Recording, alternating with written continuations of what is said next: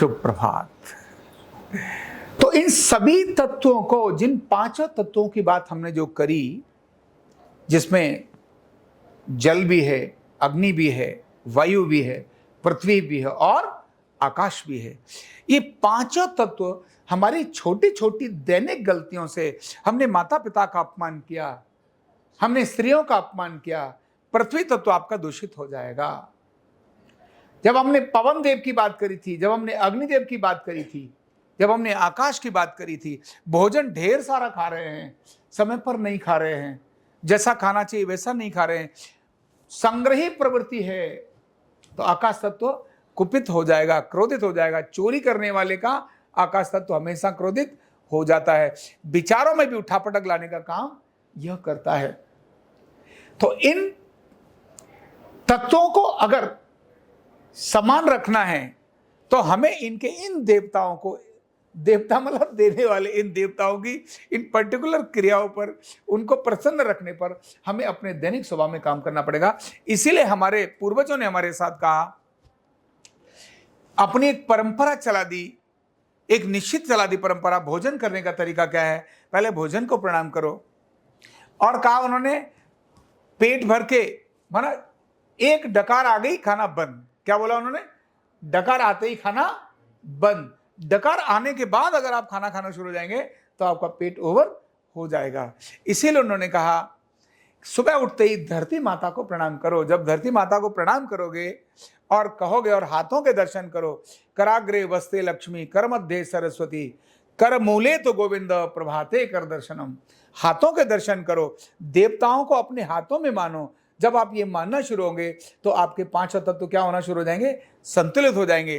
फिर सुबह उठने के बाद धरती माता को प्रणाम, कराग्रे वस्ते लक्ष्मी, कर मध्य सरस्वती, कर मूले तो गोविंदम, प्रभाते कर दर्शनम। इसके बाद धरती माता को समुद्र वसने देवी, पर्वत स्तन मंडले, विष्णु पत्नी नमस्तुभ्यम, पाद स्पर्शम क्षमस्वेव। यह मंत्र बोलने के बाद धरती माता को प्रणाम करना, और फिर अपने जितने भी बड़े हैं उन सबको प्रणाम करना, माता को प्रणाम करना, बड़े भाई को प्रणाम करना, भाभियों को प्रणाम करना, चाचा चाची ताऊ ताई सबको चरण वंदन करना। ऐसा करने से देवता प्रसन्न हो जाते हैं और ग्राम देवता प्रसन्न हो जाते हैं। जब ये देवता और ग्राम देवता प्रसन्न होना शुरू हो जाते हैं तो ऑटोमेटिकली आपकी प्रगति को कोई रोकता नहीं।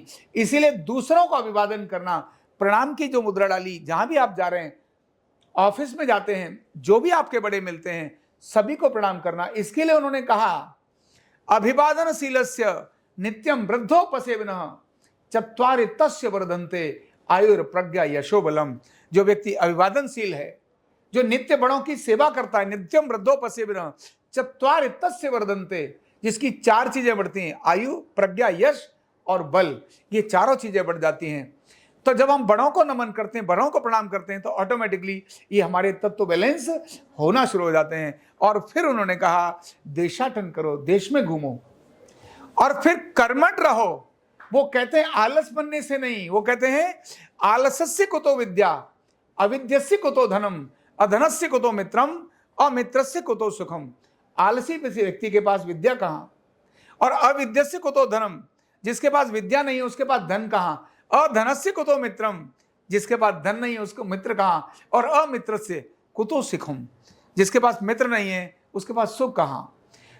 तो आलस सुख खत्म कर देता है, उन्होंने सीधा कहा। इसीलिए आलस से बचिए, कर्मठ रहिए, मेहनती बनिए। ये छोटी छोटी चीजें हमारे क्रम में हमारे को जो डाल दी, इनसे हमारे न केवल पांचों तत्व समान होते हैं, गाय की सेवा करना, गाय की सेवा करना, रोज गाय को भोजन देना, दान करना, पुण्य करना, 10% अपनी आय का दान करना, जिसको हम 10 क्या बोलते हैं 10, हाँ, दशांश बोलते हैं, यानी 10वां अंश दान करना। भाई कमाओ लेकिन दान करो, समाज का है, समाज को दो। बड़ों को, गुरुओं को प्रणाम करो, जो ऋषि हैं, जो साधु संत हैं, उन सबको प्रणाम करो, उनकी आज्ञा का पालन करो। ये छोटी छोटी प्रक्रियाएं हमारे अंदर डाली, इससे हमारे पंच तत्व समान होते हैं, रोगों से मुक्ति मिलती है, जो देवताओं से आने वाले रोग हैं वो भी समाप्त हो जाते हैं। क्या अद्भुत चीजें हमारे ऋषियों ने, हमारे पूर्वजों ने हमारे बीच में डाली हैं। केवल इन चीजों को थोड़ा थोड़ा थोड़ा थोड़ा अपनाते अपनाते हम अनेक कार्य सारे कष्टों से, घर परिवार के कष्टों से मुक्त हो सकते हैं। कहीं चिकित्सक के पास जाने की जरूरत नहीं है, किसी एमआरआई और एक्सरे की जरूरत नहीं है। भाई ये छोटे छोटे काम करना शुरू करो, मन भी प्रसन्न रहेगा और फिर हमारे चारों पुरुषार्थ ऑटोमेटिकली सिद्ध हो जाएंगे। अपने आप ही जो हमारी चारों अवस्थाएं वो सिद्ध हो जाएंगी। यानी जब हम बड़े होंगे तो चिंता और विक्षिप्तता और पागलपन की हद नहीं होगी। उस समय शांत होकर के भगवान के अंदर भी अपना ध्यान चला जाएगा और सारी चीज़ों के सब कामों को करते हुए हम उन्नति के मार्ग पर चले जाएंगे। तो मैंने आपको पंच तत्व के प्रभाव, पंच तत्व से संबंधित हमारे देवता जो रूटीन में हम उनको अप्रसन्न करते हैं, उनको क्रोधित करते हैं, और कैसे करें उन देवताओं को प्रसन्न, कैसी छोटी छोटी चीज़ों को हम अपनी ज़िंदगी में जोड़ें, इन सारी विषयों को मैंने आपको बताया है। बहुत बड़ा विषय है, कहीं छोटी बहुत त्रुटि भी रह गई होगी, उसके लिए मैं आप सबसे क्षमा मांगते हुए अपनी बात को समाप्त करूंगा। बहुत बहुत धन्यवाद।